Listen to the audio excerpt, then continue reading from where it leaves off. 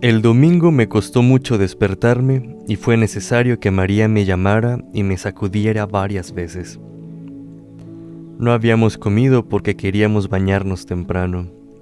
Me sentía completamente vacío y me dolió un poco la cabeza. El cigarro tenía gusto amargo. María se burló de mí porque decía que tenía cara de entierro. Se había puesto un traje de tela blanca y se había soltado el pelo. Le dije que estaba hermosa y rió de placer. Al bajar golpeamos en la puerta de Raymond. Nos respondió que no tardaba.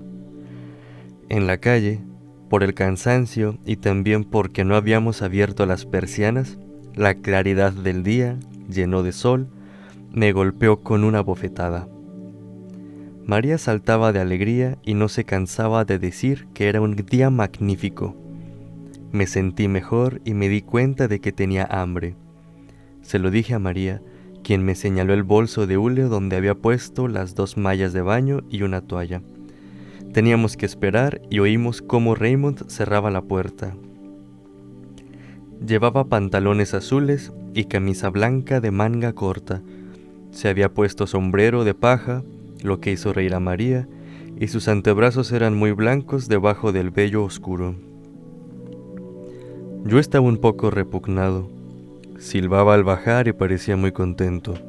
Me dijo, «Salud, viejo», y llamó «señorita» a María. Ayer habíamos ido a la comisaría y yo atestigué que la muchacha había engañado a Raymond. No le costó a este más que una advertencia. No comprobaron mi afirmación. Delante de la puerta hablamos con Raymond. Luego resolvimos tomar el autobús. La playa no estaba lejos, pero así iríamos más rápido. Raymond creía que su amigo se alegraría al vernos llegar temprano. Estábamos a punto de partir, cuando Raymond, de golpe, me hizo una señal para que mirara enfrente. Vi un grupo de árabes pegados contra el escaparate de la tabaquería. Nos miraban en silencio, pero a su modo, ni más ni menos que si fuéramos piedras o árboles secos. Raymond me dijo que el segundo a partir de la izquierda era su tipo, y lo noté preocupado. Sin embargo, agregó que la historia ya estaba concluida. María no comprendía muy bien y nos preguntó de qué se trataba. Le dije que eran unos árabes que odiaban a Raymond. Quiso entonces que partiéramos enseguida. Raymond se irguió, rió y dijo que era necesario apresurarse. Nos dirigimos a la parada del autobús, que estaba un poco más lejos, y Raymond me anunció que los árboles no nos seguían. Me volví. Estaban todavía en el mismo lugar y miraban con la misma indiferencia el lugar que acabábamos de dejar. Tomamos el autobús. Raymond, que parecía completamente aliviado, no dejaba de bromear con María. Me di cuenta de que le gustaba, pero ella casi no le respondía. De vez en cuando me miraba riéndose. Bajamos a la periferia de Argel. La playa no queda lejos de la parada del autobús, pero tuvimos que cruzar una pequeña meseta desde donde se domina el mar y que desemboca luego en la playa. Estaba cubierta de piedras amarillentas y de asfódelos blanquísimos que se destacaban en el azul, ya firme, del cielo. María se entretenía en desperdigar los pétalos, golpeándolos con el bolso de hule. Caminamos entre filas de pequeñas casitas de cercos verdes o blancos, algunas hundidas con sus corredores bajo los tamarindos, otras desnudas en medio de las piedras. Desde antes de llegar al borde de la meseta podía verse el mar inmóvil, y más allá, un cabo soñoliento y enorme en medio del agua. Un ligero ruido de motor se elevó hasta nosotros en el aire calmo, y vimos, muy lejos, un pequeño barco pescador que avanzaba imperceptiblemente por el deslumbrante mar. María recogió algunos lirios de roca. desde la pendiente que bajaba hacia el mar vimos que había ya bañistas en la playa. El amigo de Raymond vivía en una pequeña cabaña de madera en el extremo de la playa. La casa estaba unida a las rocas y el agua bañaba los pilares que la sostenían por el frente. Raymond nos presentó. El amigo se llamaba Mason. Era un individuo grande, de cintura y espaldas macizas, con una mujercita regordeta y graciosa, de acento parisino. Nos dijo enseguida que nos pusiéramos cómodos y que había peces fritos, que él mismo había pescado esa mañana. Le dije cuánto me gustaba su casa. Me informó que pasaba allí los sábados, los domingos y todos los días de asueto. Me llevo muy bien con mi mujer, agregó. Precisamente, su mujer se reía con María. Por primera vez, quizá, verdaderamente pensé en que iba a casarme. Mason quería bañarse, pero su mujer y Raymond no querían ir. Bajamos los tres y María se arrojó inmediatamente al agua. Mason y yo esperamos un poco. Hablaba lentamente y noté que tenía la costumbre de completar todo lo que decía con un "y diré más", incluso cuando, en el fondo, no agregaba nada al sentido de la frase. Respecto a María me dijo: "Es deslumbrante, y diré más, encantadora". No presté más atención a ese tic porque estaba ocupado en gozar del bienestar que me producía el sol. La arena comenzaba a calentarse bajo mis pies. Contuve aún el deseo de entrar en el agua, pero concluí por decir a Mason: "¿Vamos?". Me zambullí. Él entró en el agua lentamente y se sumergió cuando perdió pie. Nadaba bastante mal, de manera que lo dejé atrás para reunirme con María. El agua estaba fría y me gustaba nadar. Me alejé con María y nos sentimos unidos en nuestros movimientos y en nuestra satisfacción. Flotamos boca arriba mar adentro y sobre mi rostro, vuelto hacia el cielo, el sol secaba los últimos velos de agua que se deslizaban hacia mi boca. Vimos que Mason regresaba a la playa para tenderse al sol. De lejos parecía enorme. María quiso que nadáramos juntos. Me puse detrás para tomarla por la cintura. Ella avanzaba a brazadas y yo la ayudaba agitando los pies. El leve ruido del agua removida nos siguió durante la mañana hasta que me sentí fatigado. Entonces dejé a María y volví nadando uniformemente y respirando con fuerza. En la playa me tendí boca abajo junto a Mason y apoyé la cara en la arena. Le dije: "Qué agradable". Y él pensaba lo mismo. Poco después vino María. Me volví para verla llegar. Estaba completamente viscosa con el agua salada y sujetaba sus cabellos hacia atrás. Se tendió a mi lado y los dos calores, el de su cuerpo y el del sol, me adormecieron un poco. María me sacudió y me dijo que Mason había regresado a la casa. Teníamos que almorzar. Me levanté enseguida porque tenía hambre, pero María me dijo que no la había besado desde la mañana. Era cierto, y sin embargo había querido hacerlo. «Ven al agua», me dijo.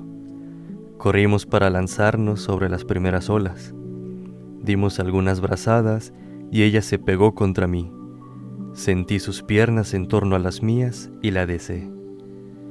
Cuando volvimos, Mason ya nos estaba llamando. Dije que tenía mucha hambre y Mason le dijo enseguida a su esposa que yo le caía bien. El pan estaba sabroso. Devoré mi parte de pescado. Después hubo carne y papas fritas. Todos comimos sin hablar. Mason bebía mucho vino y me servía sin descanso. Cuando llegó el café, tenía la cabeza un poco pesada y luego fumé mucho. Mason, Raymond y yo habíamos proyectado pasar juntos el mes de agosto en la playa, compartiendo los gastos. María nos dijo de golpe: ¿saben qué hora es? Son las 11:30. Quedamos todos asombrados, pero Mason dijo que habíamos comido muy temprano y que era lógico, porque la hora del almuerzo es la hora en que se siente hambre.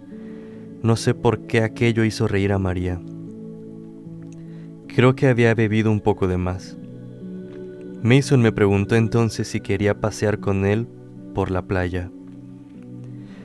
Mi mujer siempre duerme la siesta después de almorzar. A mí no me gusta hacerlo. Tengo que caminar. Siempre le digo que es mejor para la salud. Pero, después de todo, tiene derecho a hacerlo. María declaró que se quedaría para ayudar a la señora de Mason a lavar la vajilla. La pequeña parisiense dijo que para eso era necesario echar a los hombres. Bajamos los tres. El sol caía casi a plomo sobre la arena y el resplandor en el mar era insoportable. Ya no había nadie en la playa. En las cabañas que bordeaban la meseta, que salían hacia el mar, se oían ruidos de platos y de cubiertos. Apenas se podía respirar en el calor de piedra que subía desde el suelo. Al principio, Raymond y Mason hablaron de cosas y personas que yo no conocía. Comprendí que hacía mucho que se conocían y que hasta habían vivido juntos en cierta época. Nos dirigimos hacia el agua y caminamos por la orilla del mar. De vez en cuando, una pequeña ola más larga que las demás venía a mojar nuestras sandalias de lona. Yo no pensaba en nada porque estaba medio adormecido por el sol sobre mi cabeza desnuda. De pronto, Raymond dijo a Mason algo que no oí bien. Pero al mismo tiempo divisé en el extremo de la playa, muy lejos de nosotros, a dos árabes de Albornoz que venían en nuestra dirección. Miré a Raymond y me dijo: «Es él». Continuamos caminando. Mason preguntó cómo habrían podido seguirnos hasta allí. Pensé que debían de habernos visto tomar el autobús con una mochila de playa, pero no dije nada. Los árabes avanzaban lentamente y estaban ya próximos. Nosotros no habíamos cambiado nuestro paso, pero Raymond dijo: «Si hay pelea, tú, Mason, tomas al segundo. Yo me encargo de mi individuo. Tú, Moyersold, si llega otro, es para ti». Dije: «Sí». Y Mason metió las manos en los bolsillos. La arena recalentada me parecía roja ahora. Avanzábamos con paso parejo hacia los árabes. La distancia entre nosotros disminuyó regularmente. Cuando estuvimos a algunos pasos unos de otros, los árabes se detuvieron. Mason y yo habíamos disminuido el paso. Raymond fue directamente hacia el individuo. No pude oír bien lo que le dijo, pero el otro hizo ademán de darle un cabezazo. Raymond lo golpeó entonces por primera vez y llamó enseguida a Mason. Mason fue hacia aquel que se le había designado y lo golpeó 2 veces con todas sus fuerzas. El otro se desplomó en el agua con la cara sumergida y quedó algunos segundos así mientras las burbujas estallaban en la superficie en torno a su cabeza. Raymond también había golpeado al mismo tipo y su rival tenía el rostro ensangrentado. Raymond se volvió hacia mí y dijo: «Vas a ver lo que le va a tocar». Le grité: «¡Cuidado! Tiene cuchillo». Pero Raymond tenía ya el brazo abierto y la boca cortada por un tajo. Mason dio un salto hacia adelante, pero el otro árabe se había levantado y se había colocado detrás del que estaba armado. No nos atrevíamos a movernos. Retrocedieron lentamente sin dejar de mirarnos y de tenernos a raya con el cuchillo. Cuando vieron que tenían bastante espacio, huyeron rápidamente mientras nosotros quedamos clavados bajo el sol y Raymond se apretaba el brazo, que escurría sangre. Mason dijo inmediatamente que había un médico que pasaba los domingos en la meseta. Raymond quiso ir enseguida. pero cada vez que hablaba, la sangre de la herida en la boca le formaba burbujas. Le sostuvimos y regresamos a la cabaña lo más pronto posible. Allí Raymond dijo que las heridas eran superficiales y que podía ir hasta la casa del médico. Se marchó con Mason y me quedé para explicar a las mujeres lo que había ocurrido. La señora de Mason lloraba y María estaba muy pálida. A mí me molestaba dar explicaciones. Acabé por callarme y fumé mirando al mar. Hacia la 1:30, Raymond regresó con medicado y una cinta adherente en el rincón de la boca. El médico le había dicho que no era nada, pero Raymond tenía un aspecto muy sombrío. Mason trató de hacerle reír, pero no hablaba más. Cuando dijo que bajaba a la playa, le pregunté a dónde iba. Me respondió que quería tomar aire. Mason y yo dijimos que íbamos a acompañarle. Entonces montó en cólera y nos insultó. Mason declaró que no debíamos contrariarle. Pero, de todos modos, lo seguí. Caminamos mucho tiempo por la playa. El sol estaba ahora abrasador. Se rompía en pedazos sobre la arena y sobre el mar. Tuve la impresión de que Raymond sabía a dónde iba, pero sin duda era una falsa impresión. En el extremo de la playa llegamos al fin a un pequeño manantial detrás de una gran roca que corría por la arena hacia el mar. Allí encontramos a los dos árabes. Estaban acostados con las grasientos albornoces. Parecían completamente tranquilos y casi felices. Nuestra llegada no cambió nada. El que había herido a Raymond lo miraba sin decir nada. El otro soplaba una flauta y mirándonos de reojo, repetía sin cesar las 3 notas que sacaba del instrumento. Durante todo este tiempo no hubo otra cosa más que el sol y el silencio con el leve ruido del manantial y las 3 notas. Luego Raymond echó mano al revólver de bolsillo, pero el otro no se movió y continuaron mirándose. Noté que el que tocaba la flauta tenía los dedos de los pies muy separados. Sin quitar los ojos de su adversario, Raymond me preguntó: ¿lo tumbo? Pensé que si le decía que no, se excitaría y seguramente tiraría. Me limité a decirle: todavía no te habla. Sería feo tirar así. En medio del silencio y del calor se oyó aún leve ruido del agua y de la flauta. Luego Raymond dijo: entonces voy a insultarlo y cuando conteste, lo tumbaré. Le respondí: así es, pero si no saca el cuchillo no puedes tirar. Raymond comenzó a excitarse un poco. El otro no dejaba de tocar y los dos observaban cada movimiento de Raymond. No, dije a Raymond, tómalo de hombre a hombre y dame el revólver. Si el otro interviene o saca el cuchillo, yo lo tumbaré. Cuando Raymond me dio el revólver, el sol resbaló encima. Sin embargo, quedamos aún inmóviles como si todo se hubiera vuelto a cerrar en torno a nosotros. Nos mirábamos sin bajar los ojos y todo se detenía aquí entre el mar, la arena y el sol, el doble silencio de la flauta y del agua.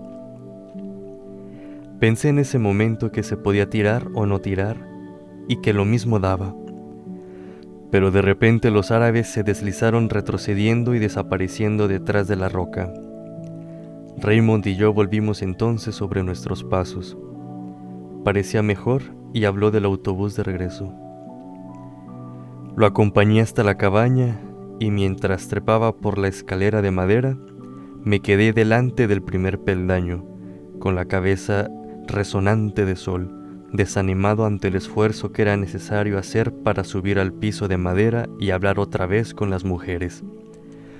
Pero el calor era tal que me resultaba penoso también permanecer inmóvil bajo el enceguecedor resplandor que caía del cielo. Quedar aquí o partir, lo mismo daba. Al cabo de un momento volví hacia la playa y me puse a caminar. Persistía el mismo resplandor rojo. Sobre la arena el mar jadeaba con la respiración rápida y ahogada de las olas pequeñas. Caminaba lentamente hacia las rocas y sentía que la frente se me hinchaba bajo el sol. Todo aquel calor pesaba sobre mí y se oponía a mi avance. Y cada vez que sentía el poderoso soplo cálido sobre el rostro, apretaba los dientes, cerraba los puños en los bolsillos del pantalón, me apretaba todo como para vencer al sol y a la opaca embriaguez que se derramaba sobre mí. Las mandíbulas se me crispaban ante cada espada de luz surgida de la arena, de la conchilla blanqueada o de un fragmento de vidrio. Caminé largo tiempo. Veía desde lejos la pequeña masa oscura de la roca rodeada de un halo deslumbrante por la luz y la polvareda del mar. Pensaba en el fresco manantial que nacía detrás de la roca. Tenía deseos de oír de nuevo el murmullo del agua, deseos de huir del sol, del esfuerzo y de los llantos de mujer, deseos de reencontrar la sombra y su reposo. Pero cuando estuve más cerca vi que el individuo de Raymond había vuelto. Estaba solo. Reposaba sobre su espalda, con las manos bajo la nuca, la frente en la sombra de la roca, todo el cuerpo al sol. El albornoz humeaba en el calor. Quedé un poco sorprendido. Para mí era un asunto concluido y había llegado allí sin pensarlo. En cuanto me vio, se incorporó un poco y puso la mano en el bolsillo. Yo, naturalmente, empuñé el revólver de Raymond en mi chaqueta. Entonces se dejó caer de nuevo hacia atrás, pero sin retirar la mano del bolsillo. Estaba bastante lejos de él, a una decena de metros. Adivinaba su mirada por instantes entre los párpados entornados. Pero más a menudo su imagen danzaba delante de mis ojos en el aire inflamado. El ruido de las olas parecía aún más perezoso, más inmóvil que a mediodía. Era el mismo sol, la misma luz sobre la arena que se prolongaba. Hacía ya 2 horas que el día no avanzaba, 2 horas que había echado el ancla en un océano de metal hirviente. El horizonte pasó un pequeño navío, y adiviné de reojo la mancha oscura porque no había cesado de mirar al árabe. Pensé que me bastaba dar media vuelta y todo quedaría concluido, pero toda una playa vibrante de sol se oprimía detrás de mí. Di algunos pasos hacia el manantial. El árabe se mantuvo inmóvil. A pesar de todo, estaba todavía bastante lejos. Parecía reírse, quizá por el efecto de la sombra sobre el rostro. Esperé. El ardor del sol me llegaba hasta las mejillas y sentí las gotas del sudor acumulándose en mis cejas. Era el mismo sol del día en que había enterrado a mamá, y como entonces, por encima de toda la pesadumbre me dolían la frente y todas las venas latían al mismo tiempo bajo la piel. Impulsado por este ardor que no podía soportar más, hice un movimiento hacia adelante. Sabía que era estúpido, que no iba a librarme del sol desplazándome un paso, pero di un paso, un solo paso hacia adelante, y esta vez, sin levantarse, el árabe sacó el cuchillo y me lo mostró bajo el sol. La luz salió a chorros del acero y era como una larga hoja centelleante que me alcanzaba en la frente. En el mismo instante, el sudor amontonado en las cejas corrió de golpe sobre mis párpados y los recubrió con un velo tibio y espeso. Estaba cegado detrás de esa cortina de lágrimas y de sal. No sentía más que los címbalos del sol sobre la frente, e indistintamente la centelleante lámina surgida del cuchillo siempre delante de mí. La espada ardiente me roía las cejas y me penetraba en los ojos doloridos. Entonces todo se turbó. El mar cargó un soplo espeso y ardiente. Me pareció que el cielo se abría en toda su extensión para dejar que lloviera fuego. Apreté todo mi ser y contraje la mano sobre el revólver. El gatillo cedió, toqué el vientre pulido de la culata y fue ahí, con un ruido seco y ensordecedor, que todo comenzó. Sacudí el sudor y el sol. Comprendí que había destruido el equilibrio del día, el silencio excepcional de una playa en la que había sido feliz. Entonces, disparé aún 4 veces sobre un cuerpo inerte en el que las balas se hundían sin que se notara, y era como dar 4 breves golpes en la puerta de la desgracia.